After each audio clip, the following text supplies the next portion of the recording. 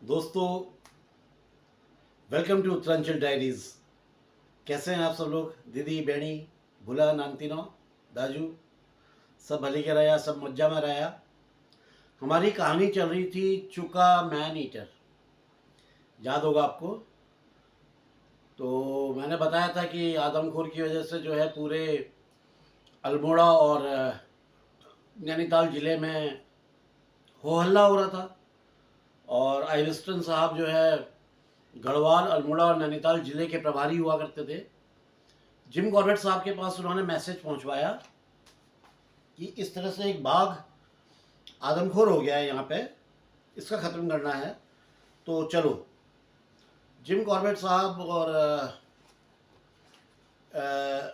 आइबिस्टन साहब और उनके साथ में उनकी वाइफ जेन, ये तीनों नैनीताल से निकले। अब मैं सीधे कहानी शुरू कर रहा हूँ। ये तीनों नैनीताल से बस द्वारा निकले। ये बस से हल्द्वानी, टनकपुर, टनकपुर से बरमदेव, बरमदेव के बाद ये बूम पहुँचे। बूम इनका लास्ट स्टॉपेज था। जब ये बूम पहुँचे तो इनका शरीर जो है पूरा मट्टी और धूल से सना हुआ था और थकान, शरीर में दर्द, क्योंकि बस का सफ़र बहुत लंबा, टनकपुर तक का, ये बूम तक का बहुत लंबा सफ़र नैनीताल से होता है। और उस टाइम में 1937 में तो किस तरह की बसें होंगी, किस तरह की सड़कें होंगी, आप लोग बेहतर समझ सकते हैं। इन्होंने जब उतरे तो वहीं शारदा नदी के किनारे तट पे जो अच्छी शीतल रेत थी, ये वहाँ इन्होंने थोड़ा मुँह हाथ वाथ धोया और चाय पी। तब तक इनके आदमी ठुलीगाड़ चले गए थे इनका सामान लेकर के, जो जिसमें इनके तंबू, टेंट वगैरह, खाने पीने का और सारा जो लश्कर था सब चला गया था इनका। क्या लाओ लश्करी कहते हैं शायद या पता नहीं क्या कहते हैं, जो भी कहते हैं, इनका सामान चला गया था। कुछ देर बाद ये भी गए और ठुलीगाड़ पहुंच गए। ठुलीगाड़ में रात में रुके। अच्छा, एविस्टन साहब क्योंकि कमिश्नर थे तो उन्होंने उस क्षेत्र के सारे पटवारियों को बुलवा भेजा कि सारे पटवारी आए और अपने अपने क्षेत्र की खबर दें, क्या चल रहा है, बाघ का क्या सीन है।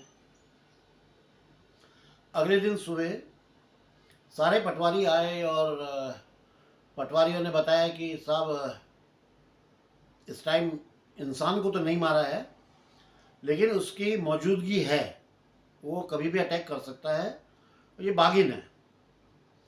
तो लोगों के इनके दिमाग में यही आया कि कोई बाघिन है। अगले दिन ये सुबह वहाँ से निकले करडूंगा के लिए। करडूंगा जाने के दो रास्ते थे।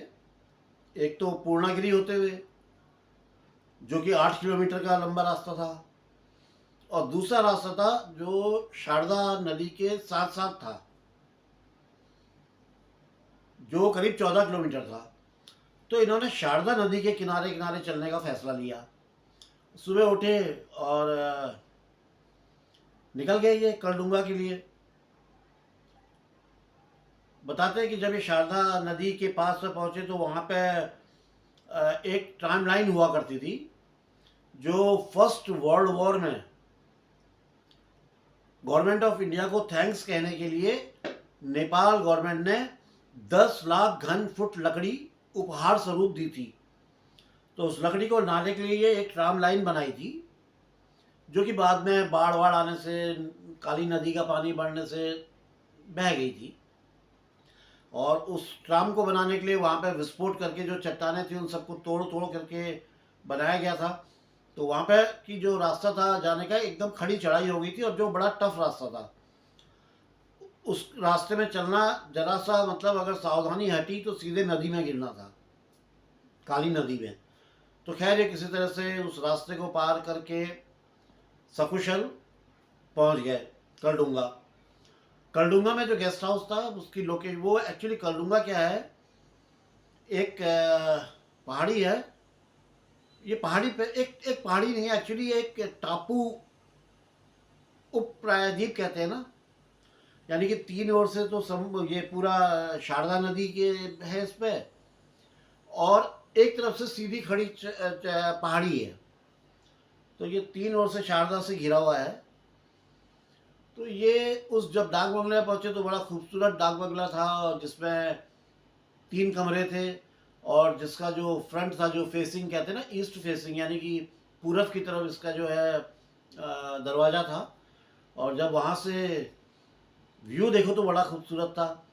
बताते हैं सुबह के टाइम जब व्यू देखने के लिए मिलता था, वो नीचे कोहरा रहता था और उसके ऊपर से सब दिखाई पड़ता था, तो बड़ा खूबसूरत था। सामने जो है काफ़ी दूर तक फैला हुआ मैदान था जो नेपाल के अंदर तक चला गया था। एक तरफ घने जंगल थे, कटीले घने जंगल थे, और एक तरफ हाथी घास के मैदान थे।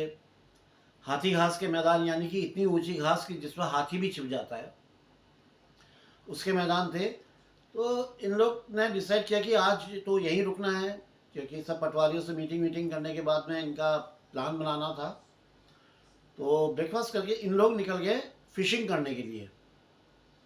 तो जेनी और आइवेस्टन साहब फिशिंग कर रहे थे, ये एक तरफ बैठ के उनको देख रहे थे, क्योंकि इनको कुछ सिम्टम्स मलेरिया के महसूस हो रहे थे, कुछ तबीयत ठीक नहीं थी इनकी, शायद सफ़र का थकान से या जो भी। ये कह रहे हैं कि वो जो मछली मारने वालों को उतना मज़ा नहीं आता है जितना ज़्यादा मज़ा मछली मारने वालों को देखने में आता है। तो मैं उस मज़े का आनंद ले रहा था, वो फिशिंग कर रहे थे उसका आनंद ले रहा था। इतने में जो जीन है उसके कांटे में, उसकी बंसी में एक मछली फंस गई 5-6 पाउंड की, जिसको वो निकालने की कोशिश करी थी, क्योंकि उसकी जो बंसी में जो डोरी होती है, जो थ्रेड होता है, वो छोटा था, तो उसे अपने आप को आगे पीछे कर रही थी। और वो नदी के किनारे जो थलथली सी ज़मीन थी, उस जगह पे वो खड़ी थी। अचानक उसका पैर फिसला और वो गिरी तो उसके पाँव और बंसी दिखाई पड़ रही थी, बाकी वो नहीं दिखाई पड़ रही थी नदी में। तो क्या है, मैं उसको बचाने के लिए, आप सोच रहे होंगे कि मैं उसको बचाने के लिए उठाऊंगा या दौड़ाऊंगा, लेकिन मैंने ऐसा कुछ नहीं किया, क्योंकि ये जैनी या इनके हस्बैंड, ये आइवेस्टन दंपत्ति को पानी में बचाना मतलब वैसा ही है जैसे उदबुलाव को पानी में बचाना यानी कि वो इतने अच्छे स्विमर और इतने अच्छे पानी के जानकार थे। खैर वो थोड़ी देर में निकल आई और बाहर आकर के उन्होंने उस मछली को मार दिया। अच्छा, इतनी देरी में जो आइवेस्टन साहब जो अपनी फिशिंग रॉड से जो कांटा में कुछ लगा करके फेंक रहे थे, जैसे ही उन्होंने फेंका उनका डिसबैलेंस हुआ, वो चट्टान से गिरे, वो भी नदी में। थोड़े देर वो भी किनारे आ गए, तो बड़ा एक हंसी और उस टाइप का माहौल भी हो रहा था, एक हास्यप्रद माहौल भी हो रहा था, और फिशिंग का एंजॉयमेंट भी चल रहा था। और हम लोगों का इतने में खाना आ गया, हम लोग खाना खाने के लिए बैठ गए। तो कह रहे कि मेरी नज़र एक पक्षी में पड़ी जिसको बोलते हैं ऑस्प्रे। ऑस्प्रे क्या करता है, वो मछली को मारता है और निकालता है और खाता है। तो एक जोड़ा ऑस्प्रे का वहीं नेपाल साइड के एक जंगल में एक पेड़ में अपना घोंसला बना के रह रहा था। तो ये ऑस्प्रे ने अचानक डाइव मारी पानी में और एक मछली को पकड़ लिया, और जैसे उसको पकड़ के ऊपर उठाने लगा तो वो उसके सोच से ज़्यादा भारी मछली थी, वो उसको निकाल नहीं पा रहा था। उस प्रयत्न में उसके पंख और ये जो छाती का हिस्सा है ये भी भीग रहे थे, वो निकाल नहीं पा रहा था उसके ऊपर। उसके पंजों से पकड़ तो लिया था लेकिन निकाल नहीं पा रहा था। तो मैं उसी को देख रहा था। अचानक हवा का एक झोंका आया, हवा ने अपना रुख बदला और हवा नीचे से ऊपर को उठी। तो उस हवा के सहयोग से वो भी जो है मछली को लेके ऊपर आ गया, लेकिन ऊपर जब वो अपने घोंसले की तरफ जाने लगा तो जा नहीं पाया, क्योंकि हवा का प्रेशर इतना ज़्यादा था, वो उड़ी जा ही नहीं पा रहा था। तो उसने क्या किया, मछली को एक चट्टान के ऊपर रख दिया। जिम कॉर्बेट साहब कहते हैं कि मैं अकेला नहीं था जो इस घटनाक्रम को देख रहा था। नदी के उस पार यानी कि नेपाल साइड से एक महिला अपने 6-7 साल के एक बच्चे के साथ में वहाँ पे कपड़े धो रही थी, वो भी इसको बड़ी देर से देख रही थी। तो उसने जब देखा कि इसने मछली को उस चट्टान पे रख दिया तो अपने बेटे को बोला, जा बेटा जाओ वो मछली उठा ला। तो वो बच्चा, वो नदी के ऊपर जो पत्थर थे, होते ना नदी के ऊपर पत्थर रख के रास्ता जैसा बन जाता है, तो उसके ऊपर ऐसे दौड़ते हुए आया जैसे किसी मैदान में दौड़ रहा हो। दौड़ते हुए आया, उसने बड़े आराम से मछली को उठाया, वो जो 4-5 पाउंड की मछली थी, और उसको लेकर के आराम से वापस दौड़ गया अपनी माँ के पास। और वो ऊपर चिड़िया जो है वो उड़ रही और कह रही, अच्छा बेटा तुम मेरा शिकार ले गए, छीन ले गए, चलो।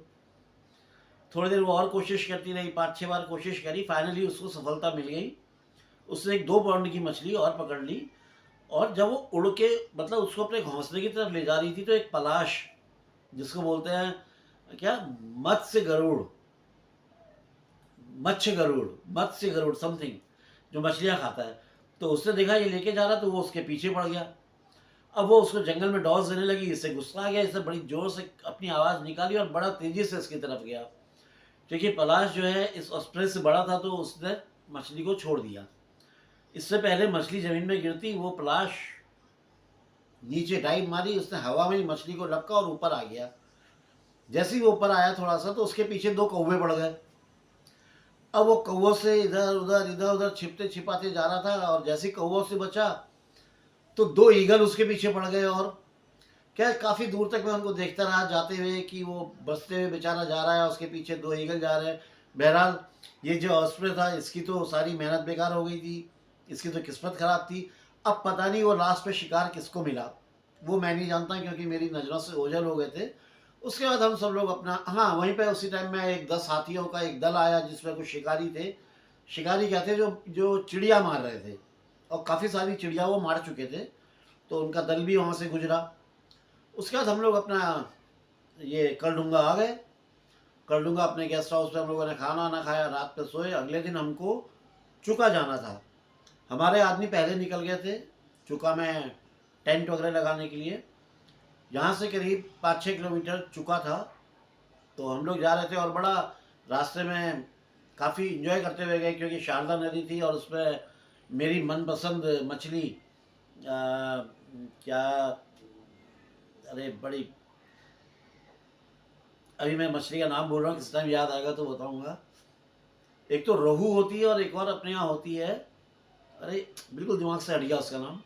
वो मेरी पसंदीदा मछलियाँ बताते हैं, और उनका शिकार करते हुए हम लोग चल रहे थे। हमने इतना शिकार कर दिया था कि शाम को डिनर में हमारे आदमी और हम आराम से मछली खाएंगे। हम लोग चुका पहुँचे। चुका पहुँच के हमें पता चला कि ये पहले ही जो है 6 भैंसें चारे के लिए, जिनको कि हमने चारा बनाना था वो शेर का, भेजी चुका में आ चुकी हैं, और 3 दिन से उनको बांधा भी जा रहा है। ये एक अच्छी खबर थी कि बाघ के लिए शिकार रखा जा रहा है। लेकिन दुखद खबर ये थी कि बाघ जो है बार बार शिकार के पास आ रहा था, लेकिन अटैक नहीं कर रहा था। तो 4 दिन हो गए थे, बाघ के पैरों के निशान दिख रहे थे, लेकिन वो शिकार नहीं कर रहा था। 5वें दिन बाघ ने एक भैंसे के ऊपर अटैक किया। और ये अटैक कहाँ पे किया, ये जो ठाक गांव है, पिछली कहानी में आपको बताया था मैंने कि 2 अनाथ बच्चे जिस मैदान में बैठे हुए थे, जहाँ पे एक बाघ ने एक बड़े भाई को मार दिया था, उसी मैदान में भैंसा को बांधा था, वहाँ पे मार दिया। अब ये लोग वहाँ पे गए, तो वहाँ पे जाके इन्होंने देखा कि जो शेर है, वो शेर, इनकी को यकीन था कि वो जंगल की तरफ गया होगा अपने शिकार को लेके, लेकिन वो जंगल की तरफ नहीं गया था, वो मैदान की तरफ आया था, जहाँ पे थोड़ी पथरीली और चट्टानें भी थी, उस तरफ को आया था। उसके पीछे कारण ये था कि वो जंगल की तरफ, जिस तरफ को इसको जाना था, वहाँ पे एक मचान, शिकारियों ने, वन विभाग वालों ने, जिन्होंने पहले गोली चलाई होंगी, उन्होंने एक मचान बनाया था, और वहाँ से इसके ऊपर एक बार फायर भी किया था, जिसकी वजह से ये घायल हो गया था। तो ये वहाँ से अब नहीं जाना चाहता था, तो इसे एक लंबा फेरा लिया और उस मैदान के रास्ते से जाने लगा। तो जो भैंस के सींग थे, वो एक चट्टान में फंस गए, चट्टानों के बीच में फंस गए। तो इसने बड़ी कोशिश करी, बड़ी ताकत लगाई निकालने की, लेकिन वो वो निकला नहीं। और तो भैंस को उसने वहीं पे छोड़ा और वहीं पे खाना शुरू किया, और पिछले हिस्से से भैंस को थोड़ा बहुत खा लिया, और उसके बाद फिर वो जंगल की तरफ चला गया। ये वहाँ पहुँचे, इन्होंने भैंस को देखा, उसकी स्थिति देखी, तो वो पाँव के निशान देखे, तो वहाँ पे एक नर बाघ के पाँव के निशान दिखाई पड़े। तो इन्हें बड़ा ताज्जुब हुआ। ये तो कहते कि ऑफिशियल्स की रिपोर्ट है कि यार मादा है, कोई टाइग्रेस है, लेकिन ये तो टाइगर के पग मार के हैं। तो उन्होंने गांव वालों से पूछा, तो गांव वालों ने कहा साहब देखिए, ये तो हम नहीं जानते हैं कि टाइगर है कि टाइग्रेस है, बाघ है बाघिन है, क्योंकि हम तो इतना नहीं पहचानते हैं। हाँ, इतना हम जरूर जानते हैं कि उसका एक दांत टूटा हुआ है, जो कैनाइन दांत होता है जिससे शिकार को पकड़ती है, उसका एक दांत टूटा हुआ है। ये शिकार को देख के भी ये समझ गए थे, क्योंकि बाकी दांतों के निशान थे और एक जो दांत था उससे खाली खुरचन के निशान थे, वो गड़ा नहीं था, उससे खाली खुरचा हुआ था। तो एक दांत टूटा हुआ था और ये मैन ईटर है, ये कंफर्म हो गया था। अब वहीं पे जो है एक जामुन का पेड़ था, तो जिम कॉर्बेट साहब ने देखा उस जामुन के पेड़ को और सोचा कि यार ये जगह सही है इस पर नज़र रखने के लिए, यहाँ से मैं अच्छा शिकार कर पाऊंगा क्योंकि बाघ आएगा इसको खाने के लिए। तो उन्होंने अपने आदमियों से कह करके उस पेड़ की छटाई करवाई जिससे कि व्यू वगैरह क्लियर हो जाए। तो एक जगह पे सही सा इनको व्यू मिल गया, एक टहनी ऐसी मिल गई जहाँ से इनको अच्छा व्यू मिलने लगा, बिना किसी ऑब्स्ट्रक्शन, कुछ भी सामने नहीं था, क्लियर व्यू था। तो वो जगह डिसाइड हो गई कि यहाँ पे बैठ के अब हम शिकार करेंगे। उसके बाद इन्होंने अपने आदमियों से कहा ठीक है भाई तुम लोग जाओ और जा करके अपना खाना वाना खा लो और हमारा खाना यहीं ले आना। गाँव, वो इनके आदमी गांव की तरफ चले गए और जा करके खाना वाना खाया और उसके बाद में वो आए लौट के। तब तक इन लोग ने एक छायादार एक झाड़ देखा, उसके नीचे ये बैठ गए, गपशप करते रहे, सिगरेट पीते रहे और अपना थोड़ी देर झपकी भी लेते रहे। टाइम पास इनका हो रहा था। थोड़ी देर में जब आदमी आए तो इन्होंने खाना वाना खाया, पिकनिक लंच। तो इन्होंने जो है अपना खाना ना खाया, खाना ना खाने के बाद में एक पक्षी होता है जिसको खलिज सीजेंट बोलते हैं। मेरे को ना बर्ड की नॉलेज ज़्यादा नहीं है, किताब में ही पढ़ा मैंने, खलिज सीजेंट। तो खलिज सीजेंट उस शिकार के पास बोलने लगे और शायद एक काकड़ की भी आवाज़ आई। तो जो इनका आदमी था श्याम सिंह एक, वो जो है उस तरफ चला गया जहाँ पे खलिज सीजेंट बोल रहे थे, ताकि अगर शेर है तो उसका ध्यान श्याम सिंह के ऊपर चला जाए और इन दोनों से हट जाए। इस बीच जो है जिम कॉर्बेट चढ़ गए उस पेड़ के ऊपर, जामुन के पेड़ के ऊपर, और वो लौट के आया श्याम सिंह और आइबेस्टन साहब। ये दोनों जिम कॉर्बेट साहब को वहीं पे छोड़ के अपना चुका की तरफ चले गए। दो आदमी को इन्होंने ठाक पे छोड़ दिया कि अगर जिम कॉर्बेट साहब को कोई ज़रूरत पड़े, कोई आवाज़ दें तो ये दोनों आदमी आ जाएं। जिम कॉर्बेट साहब उस टहनी पे बैठ गए आराम से और इंतज़ार करने लगे अपनी गन को तैयार करके कि आएगा तो इसका शिकार करूँगा। इतने में काकड़ की आवाज़ आई, जो कॉल होती है। ये समझ गए कि बाघ आने लग गया है। काकड़ थोड़ी थोड़ी देर में बोल रहा था, तो इनको लग रहा था कि अब बाघ जो है नज़दीक आ रहा है और ये कह रहे कि मुझे 10 में से 1% लग रहा था कि मैं बाघ को मारूंगा। थोड़ी देर में मुझे लगा 100 में से 1% बाघ को मारूंगा, फिर लगा 1000 में से 1% बाघ को मारूंगा। क्यों? क्योंकि बाघ आ ही नहीं रहा था। बाघ ने देख लिया था पहले टहनियों की छटाई करते हुए, और उसके बाद जब वो आया तो उससे दूर से देख लिया था कि जिम कॉर्बेट साहब जो है पेड़ में बैठे हुए हैं। तो वो आया ही नहीं शिकार के पास और वहीं से लौट गया। तो उसके लौटने का कैसे पता चला? क्योंकि थोड़ी थोड़ी दूर के बाद में कभी काकड़ की, तो कभी कहीं और दूर से सांभर की, तो फिर उसके बाद और दूर से कहीं से किसी और जानवर की, इस तरह से आवाज़ें आ रही थी। यानी कि बाघ दूर जितना जितना होते जा रहा था उसके पास के जो जो जानवर थे वो कॉल करते जा रहे थे। अंधेरा हो चुका था और ये जानते हैं कि ये जो बाघ और शेर जो ये होते हैं अपना लेपर्ड्स वगैरह, ये रात को 12 बजे से लेकर सुबह 4 बजे तक आराम करते हैं और 4 बजे से लेकर फिर सुबह 6, 7, 8 बजे तक ये फिर शिकार करते हैं। तो कहते हैं शायद प्रकृति ने या ऊपर वाले ने ये उन आम लोगों को, उन आम जानवरों को एक शांति काल दिया होता है कि ये शांति का टाइम है, इस टाइम तुम आराम से नीडर से रह करके जंगल में रह सकते हो, इस टाइम ये शिकार नहीं करेगा। ये सुबह तक पेड़ में बैठे रहे। जब थोड़ा उजाला हुआ तो ये पेड़ से उतरे, इनके तमाम शरीर में ऐंठन आ गई थी। तो उन्होंने वहीं पे ज़मीन खोद करके एक थर्मस जो आइबेस्टन साहब इनके लिए रख गए थे, गर्म चाय का, ज़मीन के अंदर दबा के उसके ऊपर झाड़ के रख के इन्होंने उस थर्मस को निकाला, उसमें से चाय पी। चाय पी करके थोड़ा सा आराम इनको मिला तो इतने में इनके आदमी भी आ गए। उनके साथ ये ऊपर ठाक गांव की तरफ चले। तो जब ठाक गांव में पहुंचे तो इनको वहाँ पे एक एक बाबा जी दिखाई पड़े, एक बुजुर्ग दिखाई पड़े, जिन्होंने इनको अपने पास बुलाया और बोला कि बेटा आज असफल हुए हो, परेशान मत होना, यहाँ से छोड़ के मत जाना, क्योंकि तुम्हें सफलता मिलेगी। आज नहीं मिली है, कल मिलेगी, कल नहीं है तो परसों तो 100% मिलेगी। मैंने सितारों से प्रार्थना करी है तुम्हारे लिए, और मैं सितारों की, मेरी प्रार्थना है, सितारे सुनते हैं, तो तुम इसमें कामयाब होगे, तुम होपलेस मत होना। ये कह करके वो आदमी, वो बाबा, वो बुजुर्ग वो चले गए। ये अपने अंदर गए, इन्होंने जाके अपना गर्म पानी से नहाया धोया खाया।